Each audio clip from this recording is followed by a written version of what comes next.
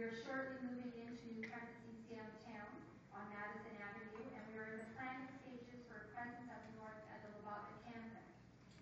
I was going to talk about structural changes in the agency. In line with our strategic plan, we are moving towards a more client-centric organizational structure.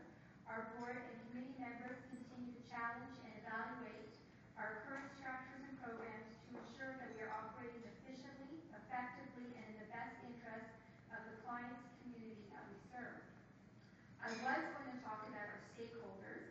We continue to work closely with UJA Federation to identify the needs of the community, and Federation has come forward with additional support for many crucial programs and initiatives. Although there has been no change to the chronic underfunding from the provincial government, last year the government established a commission to promote sustainable welfare, which was given a 3-year mandate to develop and implement solutions to promote the sustainability of child welfare in Ontario. While we look forward to the recommendations of the Commission, it certainly does not let the Ministry off the hook for adequately funding child welfare over the next several years, and we will continue to fight this battle and advocate for the best interests of our children. And finally, I was going to focus on our frontline workers, our staff, who are at the forefront of the changes in our agency and take a leadership role in anticipating the needs of our community and effect change to the programs and services in order to meet the needs of the most vulnerable in our community. But on Thursday, I deleted that speech. I deleted that speech as a result of an event that I attended earlier in the day. On Thursday morning, I attended a bar mitzvah.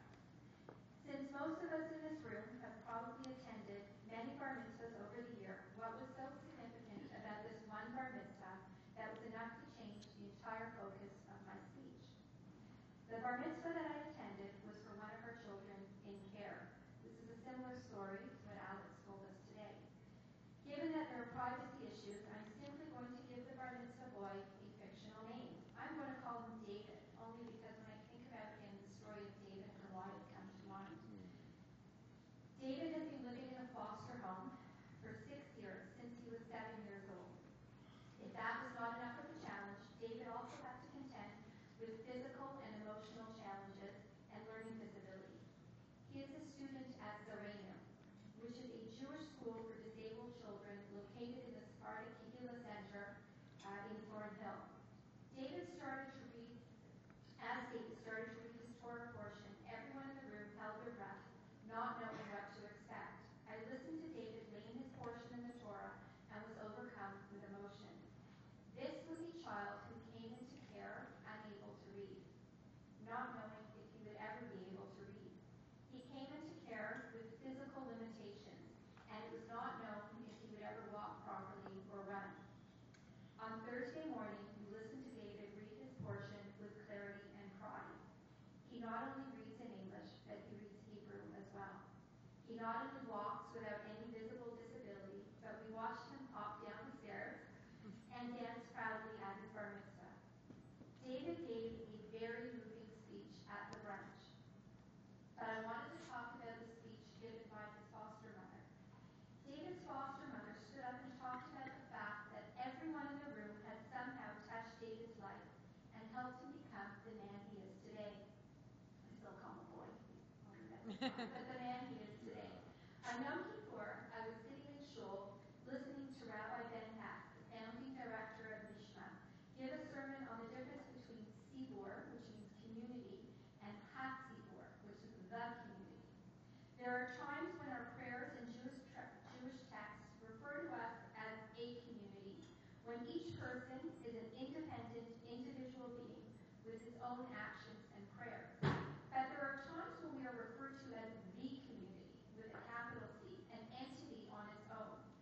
When referring to the community, Hatzibur, the actions of each individual are only relevant as they relate to or assist in defining the collective community.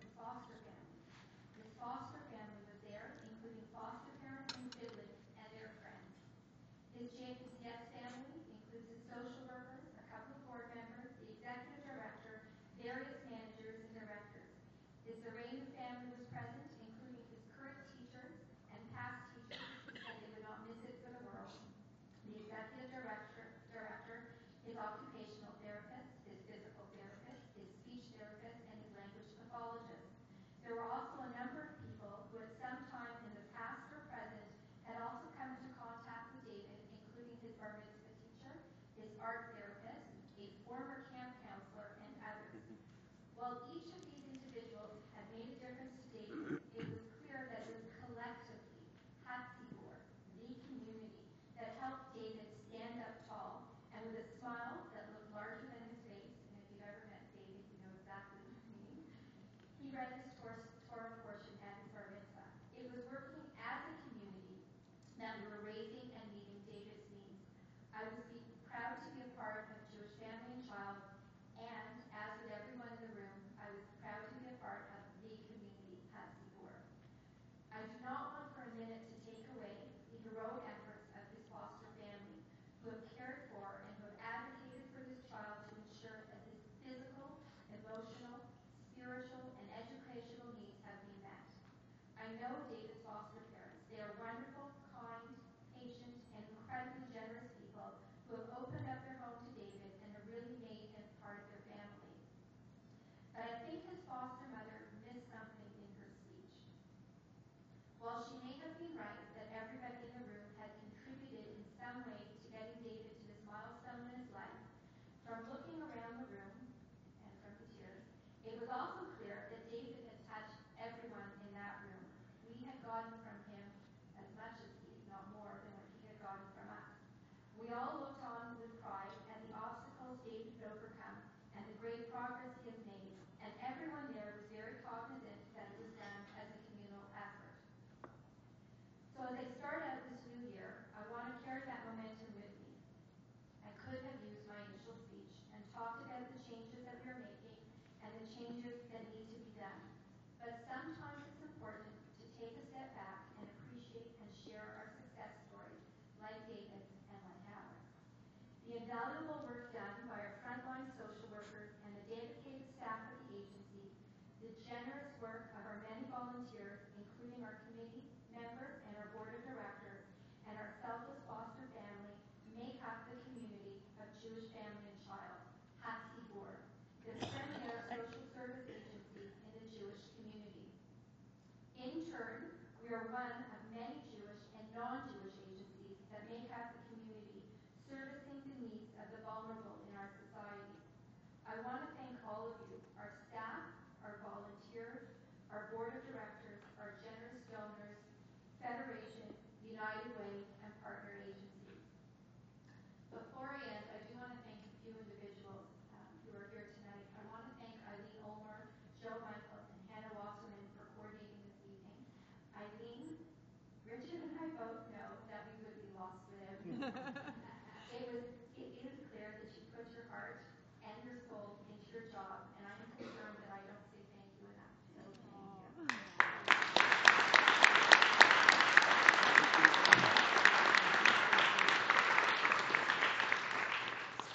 Dr. Richard Cummings. You make my job a true pleasure.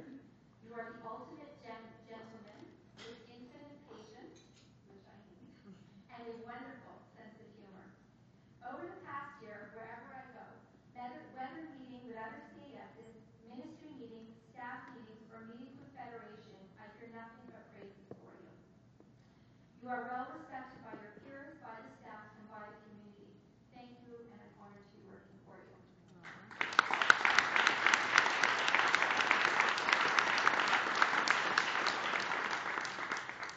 I wanted to thank my board of directors for your hard work, for your guidance, and dedication, and I want to thank you for continuing to challenge and question and challenge. This year, the term of some of our board members is up, and I wanted to specifically say thank you to Mark Lipton, who chaired the Resource Development Committee when it first started, to Eva Mathers, who is here tonight, who chaired our Friends campaign, to Lauren Greenwald, who's been a very long-standing member and one of the people, I know he's here too somewhere, who tolerates me the budget and finance meeting somewhere in it, to Nancy Stitt, and Danny, outgoing treasurer and the chair of the York Region Committee, and Nancy Stitt, the chair of our negotiations team. To all of you